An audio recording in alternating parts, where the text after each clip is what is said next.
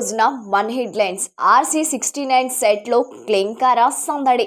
Sai పల్లవితో dance చాలా కష్టమంటున్న Naga Chaitanya.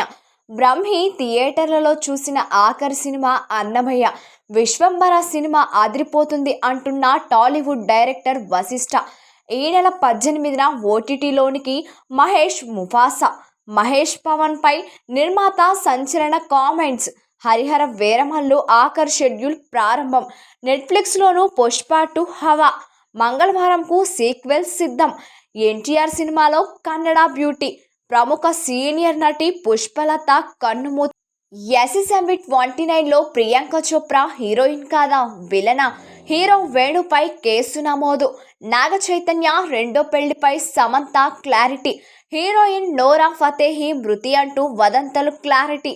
Vijay దళపతిపై positive comments ఇచ్చిన heroine Trisha. Thandel మూవీకి చైతు 10 కోట్ల రెమ్యూనరేషన్. తండేల్ టికెట్ల ధరకు అనుమతి ఇచ్చిన ఏపీ ప్రభుత్వం.